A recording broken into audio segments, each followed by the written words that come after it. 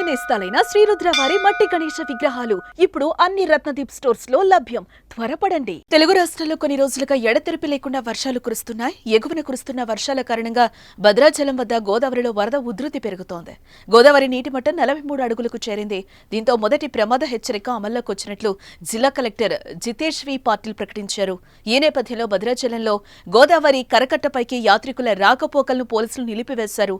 ఇలాగే వరద ప్రవాహం పెరుగుతూ ఉంటే ఈ సాయంత్రానికి రెండో ప్రమాద హెచ్చరిక జారీ చేసే అవకాశం ఉందని అధికారులు అంటున్నారు. ఇటు మరోపక్క బంగాళాఖాతంలో ఏర్పడిన అల్పపీడనం ఈ రోజు వాయుగుండంగా మారే అవకాశం ఉందని వాతావరణ శాఖ హెచ్చరించింది. దీంతో తెలుగు రాష్ట్రాల్లో భారీగా వర్షాలు కురిసే అవకాశం కనిపిస్తోంది.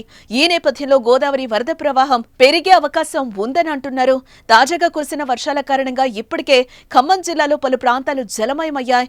కాగా ఈ ఏడాది జూలై 27న భద్రాచలం వద్ద 53.9 అడుగుల మేర వరద రావడంతో అప్పట్లో మూడో ప్రమాద హెచ్చరిక జారీ చేశారు. ఆ సమయంలో గోదావరి తీర ప్రాంతం అతలాకుతలమైంది.